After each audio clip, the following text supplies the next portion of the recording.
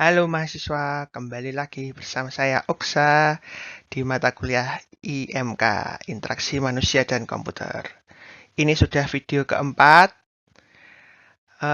Kita akan membahas kelanjutan dari materi kita, karena kemarin kita sudah membahas yang manusia, kemudian sudah membahas komputer, sekarang kita akan membahas interaksi yang terjadi dari kedua belah pihak ini. Tanpa berlama-lama, langsung saja kita mulai ke materinya. Ya, jadi ini adalah framework interaction ya, atau interaksi framework. Dan salah satu yang terkenal adalah teori dari About and Bill framework. Ini sudah dikemukakan dari tahun 1991. Jadi ini sampai sekarang sih masih relevan kalau mau dipakai teorinya ini. Ya, jadi interaksi yang terjadi itu ini dari yang U itu adalah user, core atau S-nya ini sebenarnya adalah sistem. Jadi U dan S. Kemudian O di sini itu adalah outputnya, I itu adalah inputnya. U itu user atau pemberi task, pemberi tugas. Kemudian S sistem, ya core yang akan mengolahnya. Kemudian ya ini adalah prosesnya. Jadi biasanya prosesnya itu diawali dari U ini atau dari usernya. Jadi usernya itu ingin mengerjakan sesuatu atau punya goal khusus gitu. Jadi U ini diambil dari sini. Kemudian U ini nanti akan memberikan perintah ya menggunakan perangkat input sistemnya itu ya. Nah, proses ini disebut dengan articulation. Ini articulation. Artikulasi adalah ya penerjemahan dari kemauan user menjadi perintah yang dimengerti sistem. Itu adalah proses articulation. Kemudian dari proses input ini nanti akan diambil oleh core. Ya. Jadi core ini itu akan mengolah perintah dari si usernya tadi. Oke. Nah, prosesnya ini dari input kemudian diolah oleh core ini disebut dengan performance. Ya, bagaimana performanya dari input atau tadi dari perintah yang dimasukkan oleh user ini masuk ke dalam core-nya, itu disebut dengan performance. Berikutnya adalah presentation. Presentation itu adalah apa yang sudah diolah oleh core atau sistemnya. Itu akan dipresentasikan, hasil dari pengolahannya ini dipresentasikan menjadi nanti dalam bentuk output. Ya. Nah, ini disebut dengan presentation. Kemudian dari output nanti akan kembali lagi diterjemahkan kepada user. Nah, user ini biasanya proses ini disebut dengan observation. Oke, jadi ini adalah About and Bill framework ya. Jadi ada 4 proses utama yaitu articulation, performance, presentation, dan observation. Begitu. Ya, itu tadi adalah framework interaction yang biasa dipakai ya. Jadi bisa digunakan itu adalah miliknya About and Bill tadi ya. Kemudian hubungannya dengan komputer, ya tadi kan sudah dijelaskan juga ada 4 komponen utama plus ada 4 prosesnya juga. Nah, sekarang kita akan coba lihat contoh-contoh interaksi atau style ya, interaction style atau gaya berinteraksi antara manusia dengan komputer. Jadi sampai saat ini sudah ada bermacam-macam contoh interaksi, ada command line, interface, menu, ya ada menu-menu, kemudian ada natural language, ada Q&A, question and answer, query dialog, form field, spreadsheet, point and click, dan seterusnya ini. Jadi ini sudah sampai saat ini sudah banyak macamnya ya interaction style ini. Kita akan coba lihat satu persatu, mungkin kalian juga sudah pernah melihatnya ya. Oke, kita akan mulai dulu dari command line interface. Ya, ini adalah contoh dari yang command line interface ya. Jadi seharusnya kan kalian juga sudah tahu lah ya. Yang paling sering kita lihat itu ya yang ada di dalam Linux. Ini aku ambil dari websitenya Ubuntu. Jadi kira-kira tampilan dari terminal ya seperti ini. Ya nanti perintah-perintah seperti yang kalian ketahui ya kita bisa ketikkan di sini langsung. Gitu. Jadi ini adalah ya waktu awal-awal komputer ada itu ya cara berinteraksinya menggunakan ini command line seperti ini. Jadi tidak terbatas di Linux saja, jadi di Mac OS juga ada. Kemudian di Windows juga sebenarnya ada, namanya sekarang PowerShell kalau nggak salah PowerShell atau bisa command prompt juga masih bisa. Jadi ya seperti itu. Ya, jadi command line interface ini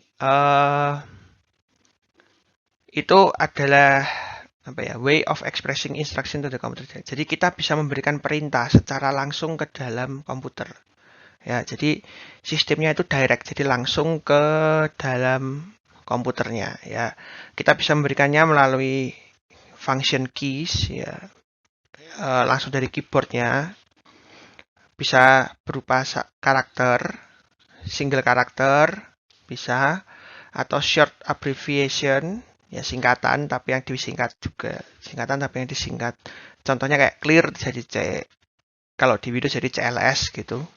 Clear screen jadi CLS gitu. Atau bisa juga perintahnya berupa whole word, semua katanya ya. Apa ya misalkan ya, delete itu jadi delete ya, pokoknya ada yang bisa langsung dari semua katanya. Atau bisa dari kombinasi, bisa kombinasi dari beberapa contohnya ini ya. Jadi ini perintahnya bisa langsung ke dalam komputernya. Kemudian ini sangat cocok kalau sifatnya itu repetitif, jadi berulang-ulang terus. Ya, contohnya apa ya? Kalau misalnya kita buat machine learning gitu, itu pasti akan kita akan buat script pakai Python gitu. Nah, pakai Python itu sebenarnya dia melakukan kerjanya berulang-ulang. Dia juga memberikan perintah. Jadi Python kan konsep kerjanya kan kayak command prompt gitu. Dia bisa memberikan perintah. Nah, berulang-ulang. Nah, karena ini perintah semacam ini sangat cocok yang sifatnya repetitif, ya memang lebih baik pakainya command line ini, sifatnya repetitif. Kalau aku pribadi sih senengnya waktu pakai apa ya, misalkan untuk koreksi tugas itu, ya misalkan kalian ngirimnya semua pakai zip, jadi semua mahasiswa ngirimnya pakai zip, daripada aku unzip satu-satu, aku pakai perintah command line gitu bisa. Ya, jadi satu folder gitu ada 40 mahasiswa misalkan ngirim tugas zip semua. Untuk unzip itu semua pakainya command prompt. Jadi nggak pakai ini lagi. Nggak pakai klik kanan, unzip klik kanan satu-satu gitu nggak. Nah, cuman masalahnya di sini adalah better for expert user. Jadi yang cocok menggunakan ini tuh yang expert. Ya. Kalau yang biasa atau yang novice itu belum tentu bisa menggunakan. Kalau nggak percaya, coba aja tanya perintah-perintah komputer ini, misalkan ke ibu kalian yang nggak belajar TI misalkan gitu, pasti biasanya juga nggak terlalu ngerti. Ya at least ibu atau mamaku sendiri juga nggak ngerti itu, gitu ya. Pokoknya dia yang harus yang expert, jadi yang mengetahui perintah-perintah komputernya itu. Kemudian nah, ini juga salah satu yang perlu diperhatikan adalah over direct access. Ya, jadi dia bisa langsung berhubungan dengan OS-nya. Ya, dari OS-nya ataupun dari komputernya atau hardware-hardware-nya itu. Jadi ada bahayanya juga kalau misalkan kalian berinteraksi menggunakan command line ini. Ya, kemudian ini yang berikutnya adalah command names atau abbreviation should be meaningful. Ya, intinya adalah perintah-perintahnya, ya, itu harus benar-benar berarti gitu. Maksudnya meaningful tuh ya, maksudnya ada artinya jelas dan mudah dipahami oleh orang yang menggunakannya atau usernya. Typical example ya Unix system. Jadi Unix system sampai sekarang masih banyak orang yang masih senang menggunakan terminalnya daripada ngeklik-ngeklik gitu. Beda dengan kalau Windows. Kalau Windows tuh orang memang dari awal sudah mencari GUI-nya. Kalau Linux tuh walaupun sekarang sudah support GUI, cuman masih sering menggunakan terminal seperti yang aku sudah contohkan tadi. Oke, ini tentang yang command line. Mari kita ke materi selanjutnya.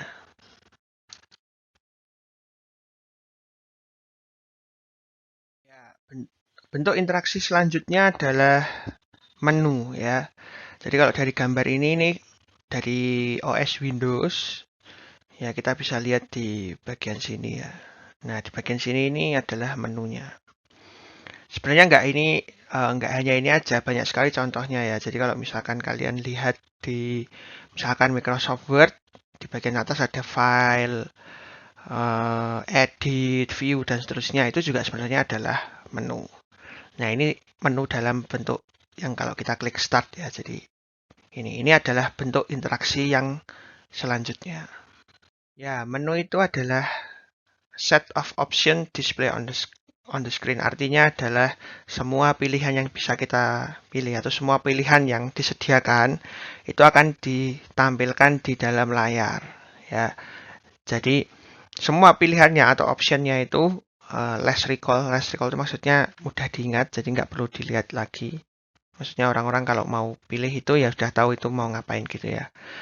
Dan karena less recall ini makanya easier to use. Jadi nggak perlu berulang-ulang, orang udah tahu begitu. Kemudian rely on recognition, so name should be meaningful. Jadi karena menu ini sangat bergantung dari recognition, dikenalinya itu melalui tulisannya atau teksnya atau pilihannya itu, sehingga penamaannya seharusnya itu meaningful itu maksudnya ya jelas gitu.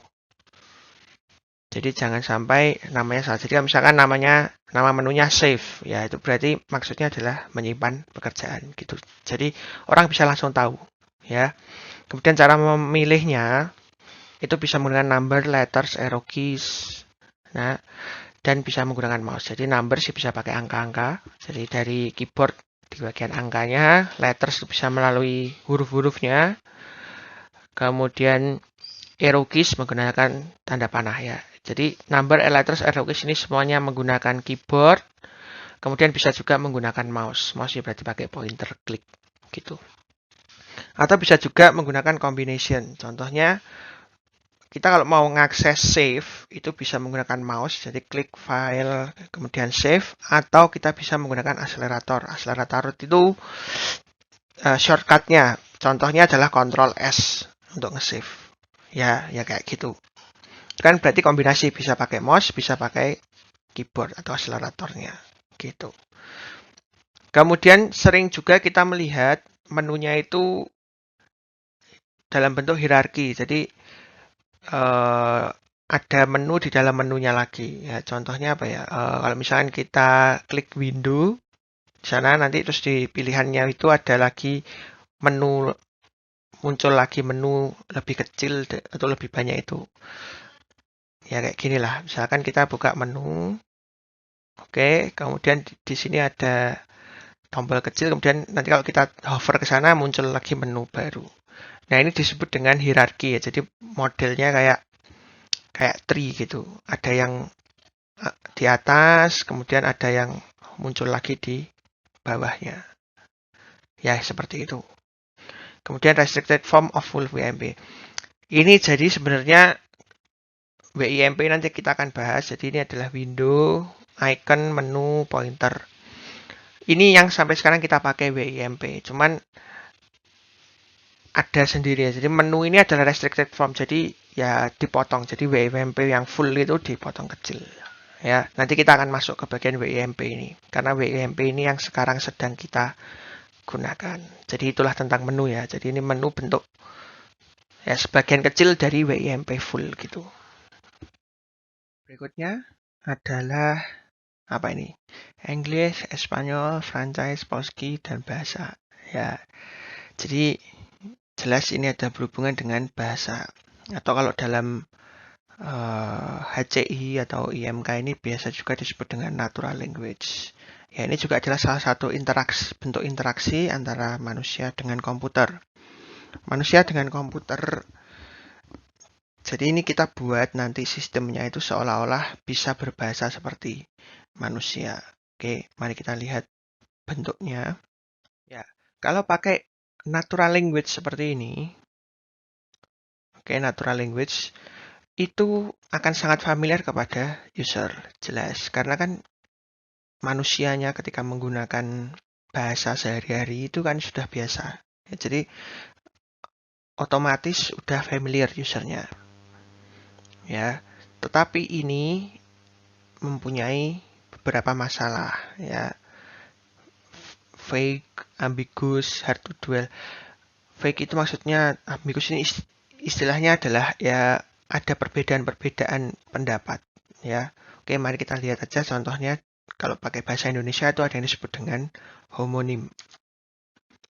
Ya, kata-kata seperti ini bisa, tahu, dan bulan ini sifatnya homonim. Homonim itu karena tulisannya sama, cara membacanya sama, tapi bisa berbeda makna. Kembali lagi, manusia itu juga punya persepsi, sehingga inilah masalah yang sering ditemui ketika model interaksinya itu menggunakan natural language atau bahasa manusia. Ya, jadi bisa ini salah satu bentuk ambigu ya, berbeda. Jadi misalkan bisa, itu kan ada dua arti. Ya, bisa yang artinya mampu atau bisa yang artinya beracun seperti bisa ular itu. Kemudian tahu ini bisa mengetahui ya atau mengerti, bisa juga makanan. Bulan ini juga sama. Bisa bulan kalender, bisa bulan satelit bumi gitu. Ya, itu jadi inilah kenapa kalau kita pakai model interaksi natural language itu masalahnya di sana. Nah, biasanya solusi ini yang dilakukan atau solusi yang akan dipakai itu adalah memilih atau pick on keyword. Pick on keyword. Jadi, pilih kata-katanya atau kalimatnya itu yang benar-benar penting. Ya, jadi dipilih yang paling menonjol artinya dan biasanya dihindari yang ada homonim semacam ini gitu. Kemudian try understand itu subset. Subset itu ya anggap aja kayak konsep secara garis besarnya itu seperti apa. Ya, jadi dibuat seolah-olah sistemnya itu mengerti gitulah ya. Jadi waktu membuat sistemnya itu pembuatnya sudah memahami gimana konsepnya gitu ya. Konsep dasarnya dulu. Kira-kira nanti orang yang mau pakai seperti apa, di lingkungan seperti apa, yang kayak gitu. Ya, itu tentang interaksi model natural language.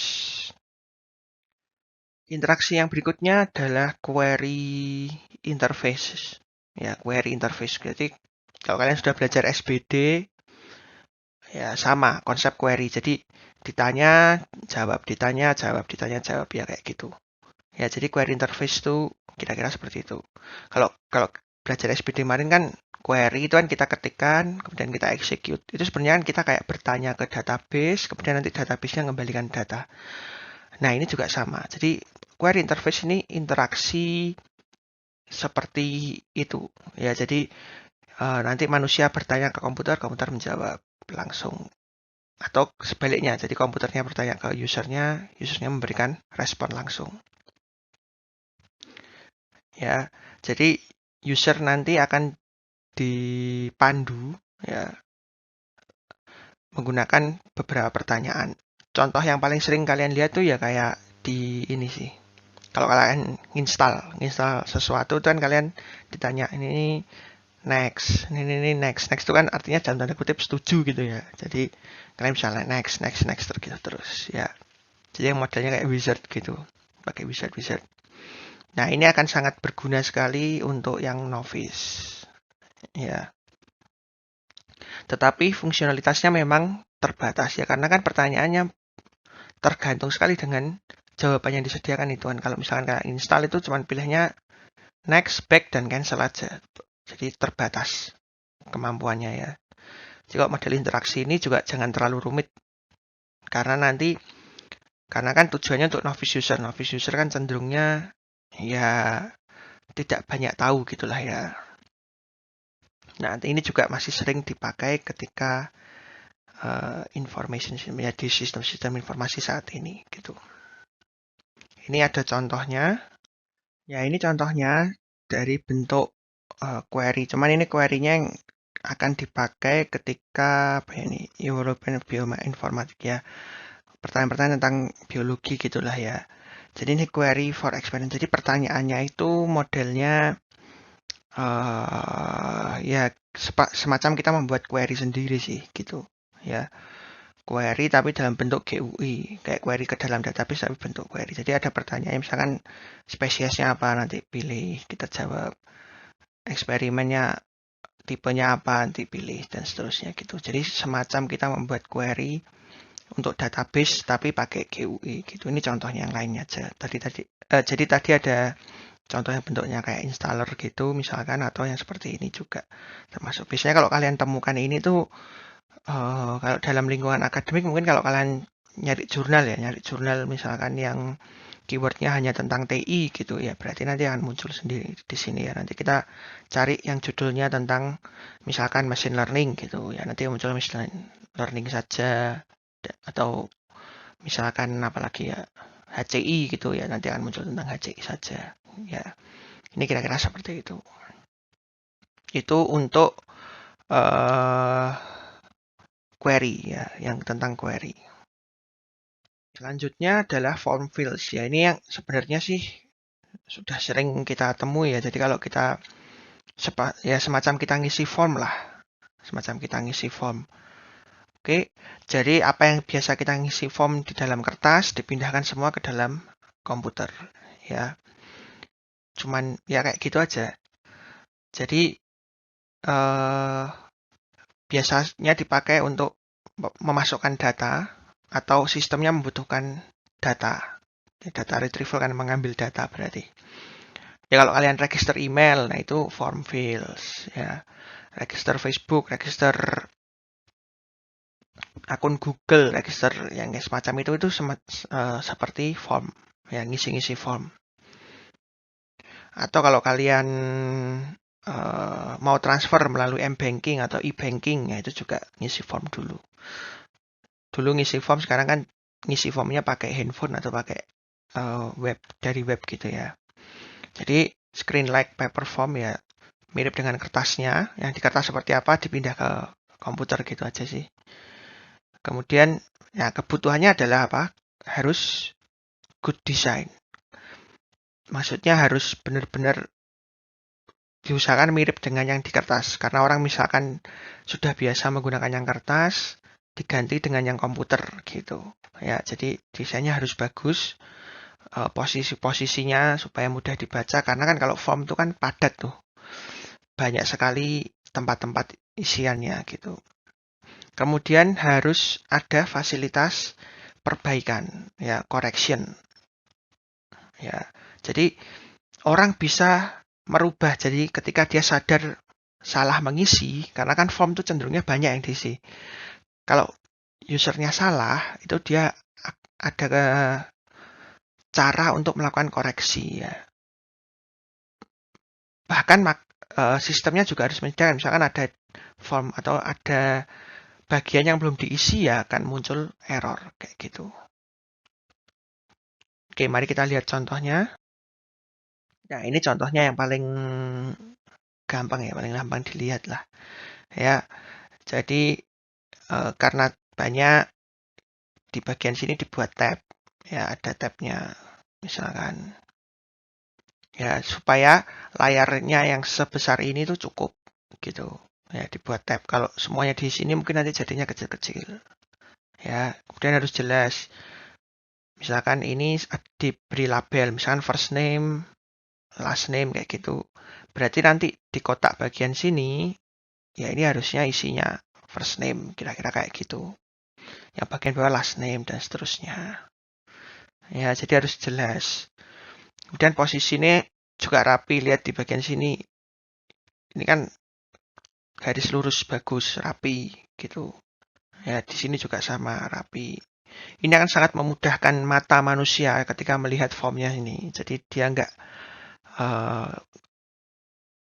nggak salah dia meletak, atau misalkan dia mau ngisi address 1 malah ngisinya address 2 itu. Kalau nggak rapi ada kemungkinan seperti itu.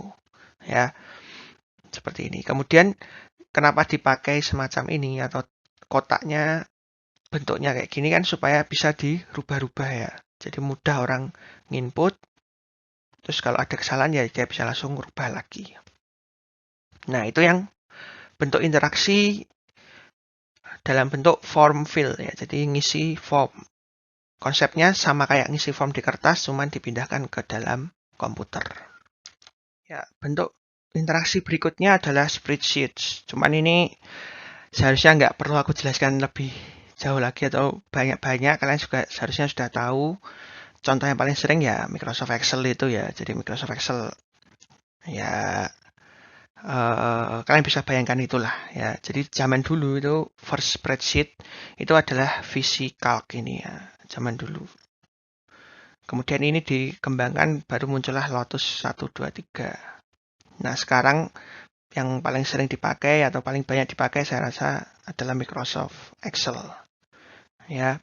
Jadi ini konsepnya sama atau mirip dengan form filling tadi.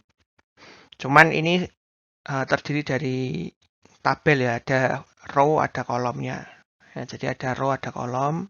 Kemudian bisa menggunakan formula juga. Ya, beda kalau form tadi kan, form filling kan nggak perlu pakai formula, nggak ada malah ya. Kemudian user can enter and alter data spreadsheet maintain. Jadi datanya bisa konsisten tergantung bagaimana usernya menentukannya gitu. Bahkan user punya kebebasan untuk merubah-rubah gitu ya. Kemudian kalau mau dilihat contohnya, ya ini Microsoft Excel cuman yang lama aku ambil gambarnya. Tapi yang sekarang sih kalian juga seharusnya nggak usah aku jelasin lagi penggunaan modelnya seperti apa juga. Intinya seperti inilah ya, spreadsheet.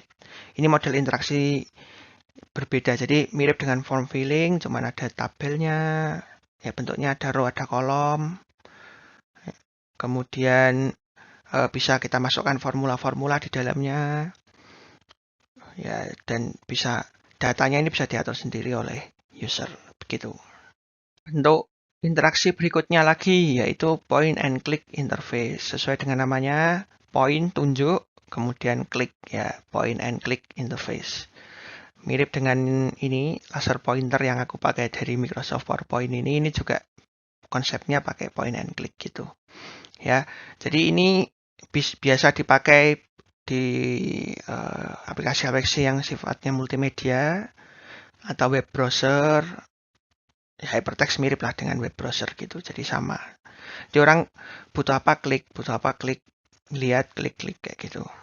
Nah, biasanya di klik itu ada icon, bisa iconnya atau bisa link atau bisa lokasi dari, misalkan dalam map itu lokasinya diklik. Nah, ini interaksi semacam ini akan sangat mengurangi yang namanya typing. Typing itu yang ngetik. Jadi akan sangat berkurang itu. Kemudian sekarang pun sudah mulai beralih ya, jadi nggak point itu tapi sudah mulai touchscreen juga. Nah, touchscreen itu juga konsepnya sama, jadi point itu tunjuknya itu langsung menggunakan jari dan ngekliknya juga pakai jari langsung kayak gitu. Nah, itu yang bentuknya touchscreen. Jadi kalau mau dilihat contoh di aplikasinya, ya ini contohnya. Cuman ya memang agak jadul aplikasinya ya, cuman konsepnya kira-kira seperti inilah ya. Jadi kita butuh apa, tinggal klik. Misalkan kita butuh lihat data manajemen ya, kita tinggal klik bagian sini ya, di buttonnya ini. Jadi ini aplikasi SHS tapi yang jadul gitu. Ya mirip-mirip seperti inilah yang klik, kita butuh apa, klik, kita butuh apa, klik. Kalau kalian berselancar atau web browsing ya di sana. Ya di sana seringnya pakainya konsepnya point and click gitu. Kemudian ada juga bentuk interaksinya menggunakan 3-dimensional atau 3D ya. 3D interface. Ya, contoh yang kita bisa lihat dari gambar ini ya, ini adalah button. Jadi button kalau misalkan cuman flat button atau yang seperti yang di atas ini ya apa ya Hanya ini sih visualnya aja agak berbeda. Kalau misalkan 3D, jadi misalkan seperti ini. Ini bisa kelihatan seperti ya bisa ditekan gitu. Jadi kelihatan jelas itu adalah button lebih jelas gitu. Jadi biasanya three dimensional interfaces ini yang pertama itu virtual reality. Jadi dibuat sebisa mungkin dengan keadaan dunia nyata gitu. Dibuat mirip-mirip sekali dengan dunia nyata. Atau biasa disebut dengan virtual reality ini. Ya, seperti reality atau seperti kenyataan tetapi sebenarnya itu adalah virtual.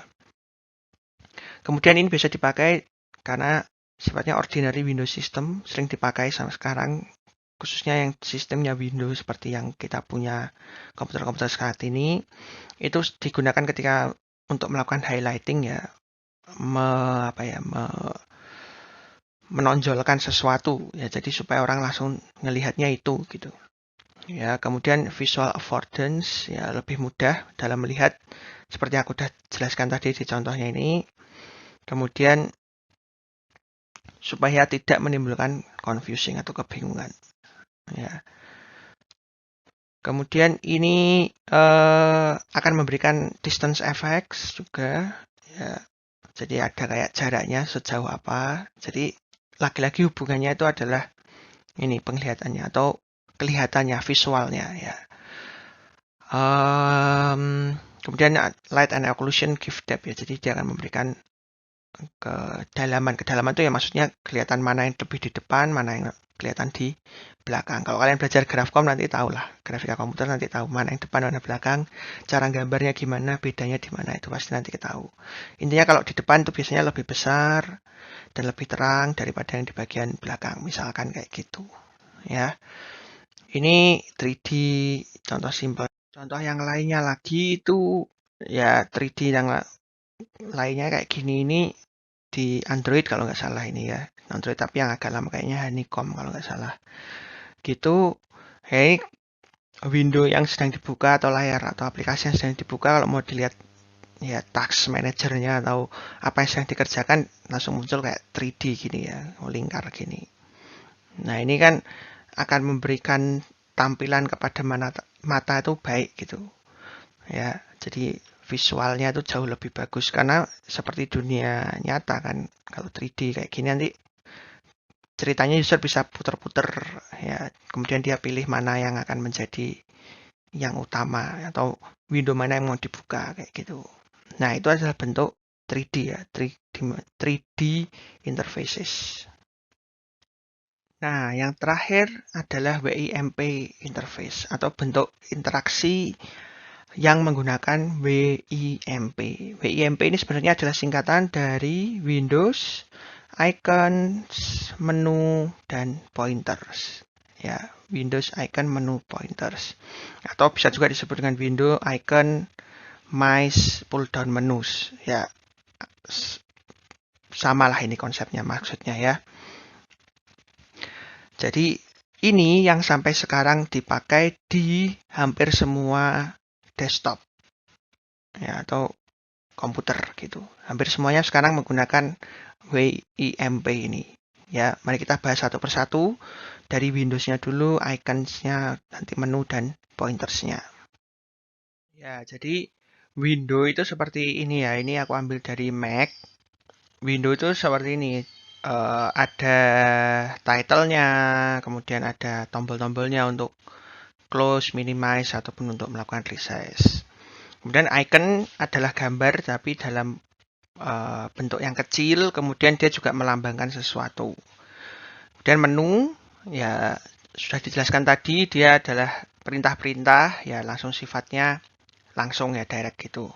Kemudian pointer itu inilah konsep penggunaan mouse itu tadi ya. Ada yang namanya pointer, penunjuknya di sana.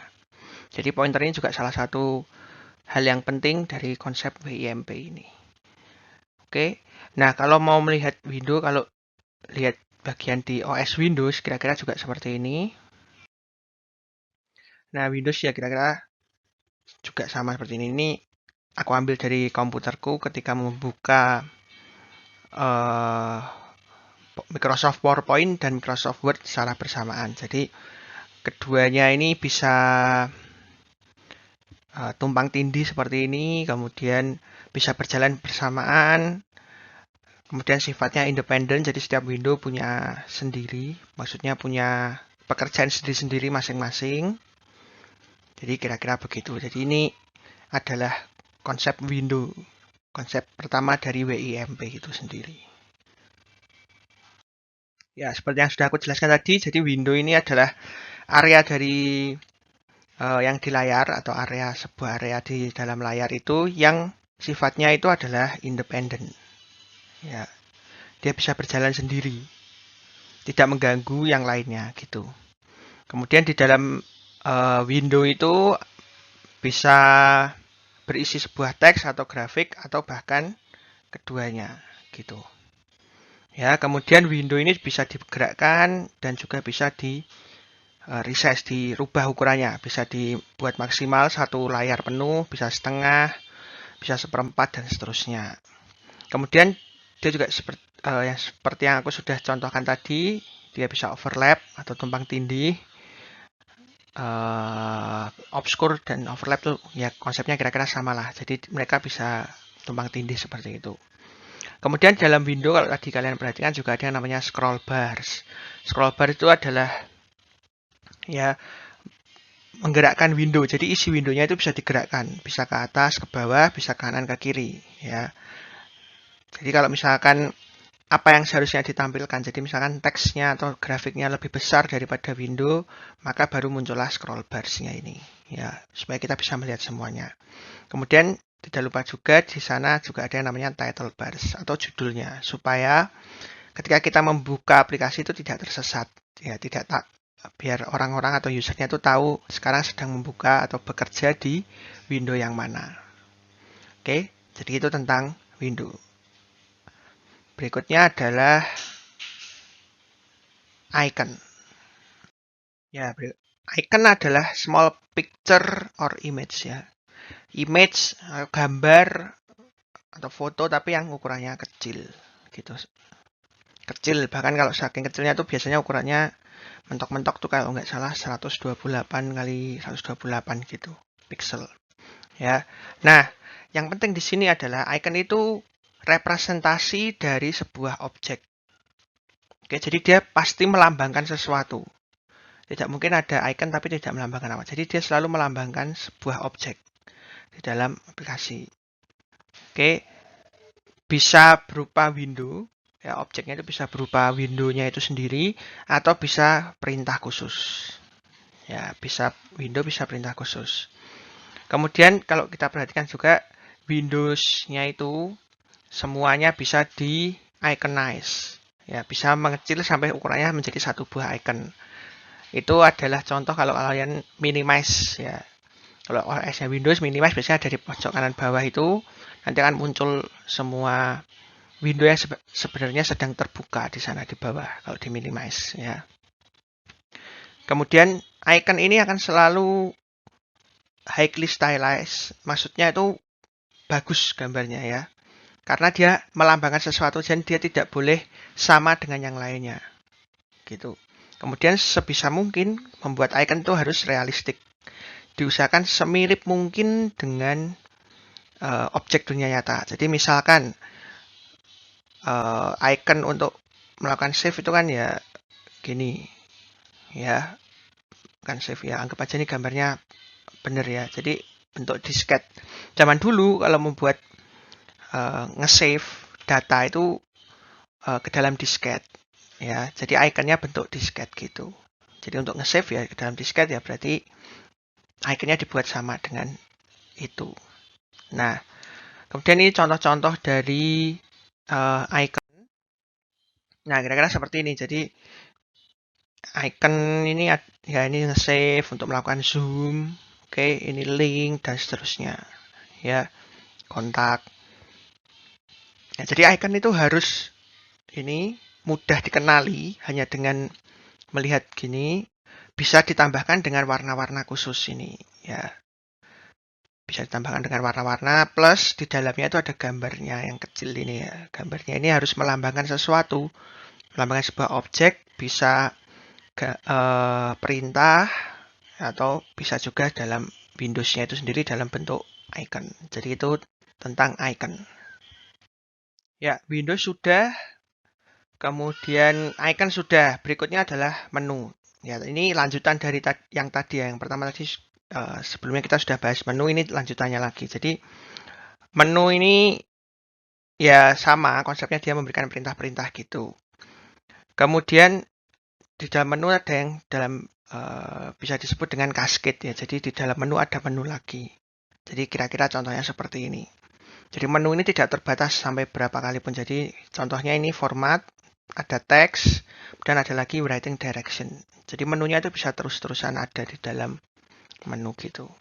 Cuman kalau kita pakai yang semacam ini, nanti muncul problem adalah take a lot of screen space. Jadi akan memakan layar. Jadi layarnya penuh dengan menu nanti. Ya. Sehingga solusi yang biasanya dilakukan adalah menunya ini akan muncul ketika dibutuhkan saja. Ya. Jadi kalau misalkan kita sudah keluar dari teks ini, kita pindah ke menu yang lain, otomatis kotaknya ini akan ditutup. Sehingga problemnya yang awal ini, take a lot of screen space-nya ini bisa hilang. Seperti itu. Ya, menu sendiri sebenarnya banyak jenisnya.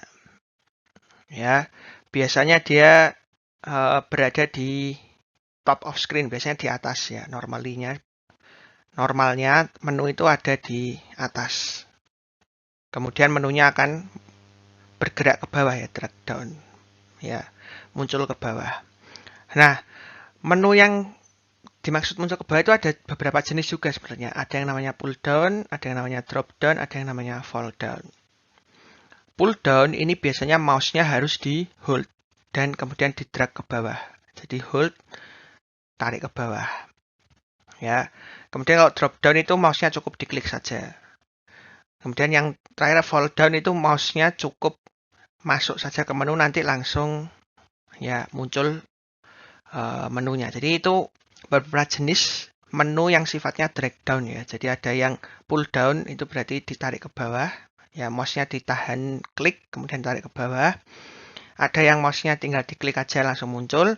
Ada juga yang fall down. Ya, mouse-nya cukup hover saja atau menuju sana, nggak usah diklik nanti muncul sendiri ya. Ketiga-tiganya ini baik, sama juga ada plus minusnya. Silahkan kalian tentukan nanti kalau misalkan mendesain aplikasi itu mau pakai yang mana. Tentu saja memperhatikan plus minusnya. Contoh kalau fall down ini bisa jadi bagi sebagian user ini annoying karena dia sebenarnya nggak ingin buka menu itu, tapi karena mouse-nya lewat ke situ atau pointernya lewat, menunya muncul kayak gitu. Nah, itu yang drag down. Kemudian ada yang juga disebut dengan kontekstual. Jadi, menu ini akan muncul di mana pointer kita berada.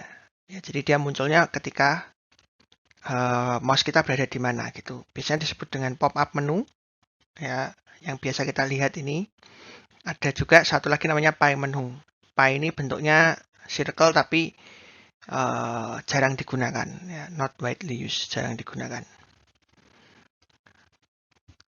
Oke, mari kita lihat satu persatu ya. Nah, ini tadi yang aku bilang tentang pie menu ya. Jadi dia akan muncul ya, kemudian ketika muncul akan bentuknya lingkaran semacam ini. Oke, jadi salah satu kelebihannya adalah tempat milihnya itu besar ya. Dibandingkan kalau menunya yang biasa itu, kalau yang bentuk pie ini tempat milihnya besar ya, tapi lagi-lagi ini jarang digunakan, plus kalau lingkaran besar segini juga memakan screen ya, memakan layar. Ini yang pie menu. Kemudian pop-up menu, contohnya ini kalau kita lihat di sini dalam web, kemudian dalam cart misalkan. Kalau kita klik cart-nya akan muncul barang-barang yang dibeli ini. Ini kan sebelumnya nggak muncul ya, nggak ada. Ya. Jadi ketika kita klik di bagian ini, di bagian cart kita baru ini muncul. Nah, itu disebut dengan kontekstual. Jadi munculnya di sana. Kemudian, ya ini kalau yang biasa kita temui juga atau kita lakukan bahkan ya, kita bisa lakukan klik kanan di dalam Windows gitu.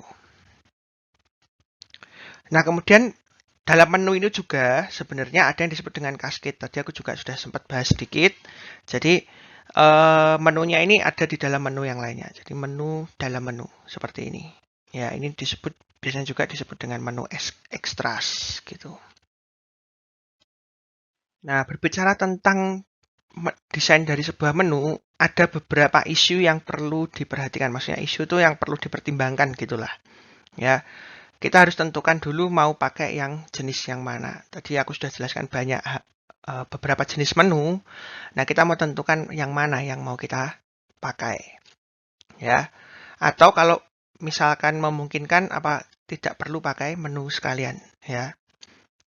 Jadi semuanya tidak dalam menu. Jadi orang bisa langsung berinteraksi tanpa pakai menu. Ya, kalau memungkinkan ya bisa juga seperti itu. Ya. Kemudian penggunaan kata. Oke. Jadi di dalam menu itu usahakan yang ditulis itu adalah action atau description. Ya. Jadi kata-kata yang dipakai di sana itu harusnya action atau description. Di dalam menu itu, jangan kata-kata yang lain ya. Action itu lebih bagus karena biasanya singkat, lebih pendek-pendek. Jadi misalkan edit, save, cut, copy misalkan seperti itu action. Kalau description itu berarti nanti misalkan biasanya panjang dia teksnya gitu. Ya itu yang description. Jadi biasanya isinya yang di dalam menu itu ya action or description ini. Oke, kemudian bagaimana cara mengelompokkannya? Sebisa mungkin ya dikelompokkan menurut tipenya sama. Jadi kalau diedit itu ya memang menu yang isinya untuk melakukan edit. Misalkan di menu insert ya berarti menu-menu untuk melakukan insert gitu. Ya. Kemudian choice of keyboard accelerator ya. Ini hubungannya dengan shortcut tadi. Semuanya kita sudah tahu kalau Ctrl C itu untuk copy, Ctrl V itu untuk paste ya. Sebaiknya aplikasi kita juga mengikuti itu. Jangan merubahnya karena akan membingungkan penggunanya nanti ya. Jadi misalkan akseleratornya yang copy paste ya samakan saja Ctrl C Ctrl V, nanti yang lainnya baru menyesuaikan dengan kebutuhan gitu. Itu adalah beberapa isu yang biasanya muncul ketika berbicara tentang menu. Ya, terakhir dari konsep WIMP, Windows Icon Menu, yang terakhir adalah pointer. Ya, penunjuknya, pointer. Oke, jadi ini juga termasuk salah satu komponen penting, ya important komponen, karena WIMP ini sangat bergantung dengan penunjuknya ini, pointingnya ini. Ya, jadi bergantungnya itu pemilihannya ya, dipilih-pilihnya. Misalkan kita mau milih menu ini atau mau buka window ini, nah itu semuanya biasanya dilakukan dengan melakukan petunjuknya, ditunjuk pakai mouse gitu. Nah biasanya pointer ini menggunakan mouse, trackpad, joystick, trackball, kemudian ditandai dengan adanya kursor key ataupun keyboard shortcut ya. Yang paling umum ya pakai mouse atau pakai trackpad di laptop gitu. Nah pointer ini bermacam-macam sekali bentuknya. Ada yang seperti tanda panah, dan tangan, loading, dan seterusnya gitu. Banyak sekali jenisnya. Ya. Jadi ya ini yang menandakan posisi pointer kita itu ada di mana ya, ini yang melambangkan gitu ya. Kemudian setiap gambar ini juga ada maksudnya, ini untuk menunjuk, misalkan ini untuk buka link biasanya kan berubah menjadi tangan gitu. Kalau loading misalkan ada proses yang sedang ditunggu ya kursor kita berubah menjadi loading. Nah, kira-kira kayak gitu. Itulah pointer. Ya, itu tadi adalah konsep dari WIMP ya. Windows, icon, menu, dan pointer. Nah, jadi semua OS sekarang itu menggunakan konsep ini, WIMP ini ya. Semua OS. Linux, Windows jelas, kemudian Mac OS juga semuanya pakai WIMP. Nah, yang membedakan adalah feel-nya ya. feel-nya ataupun pergerakannya itu agak berbeda. Kita ambil contoh aja window dari Mac dan window miliknya Microsoft Windows ya. Oke, kalau yang Mac itu biasanya dia masuknya di bagian atas gitu. Ya. Jadi keluarnya bisa dari atas. Dari atas atau bawah? Dari atas. Kemudian yang paling membedakan gini aja deh. Posisi dari 3 tombol utama yaitu minimize, maximize, dan close-nya. Kalau Windows itu berada di sebelah kanan atas, kalau Mac biasanya di sebelah kiri atas. Ya itu salah satu perbedaannya. Ya. Dan ada juga menunya dan seterusnya itu semuanya berbeda. Jadi intinya adalah semuanya itu yang menentukan itu adalah feel-nya atau rasa yang didapatkannya. Jadi kalau orang pakai itu rasanya nyaman yang mana ya. Memang ada ini ya, apa ya, kayak paten dan sebagainya itu. Makanya tidak boleh sama persis. Nah, itulah yang membedakan juga ada kan pengguna yang Apple diehard kayak gitu. Ada juga yang misalkan Windows diehard, ada juga yang Linux diehard. Itu semuanya karena feel-nya ini tadi. Ya, kuncinya ada di dalam feel-nya ini. Ya. Bagaimana perasaannya orang ketika menggunakan, lebih nyaman yang mana? Lebih nyaman melihat pojok kiri atas daripada pojok kanan atas atau bagaimana ya gitu.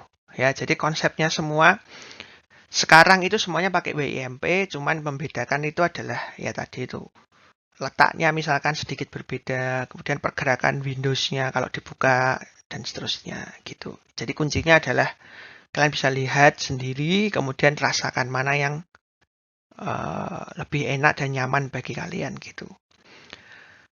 Itulah jadi kegunaan dari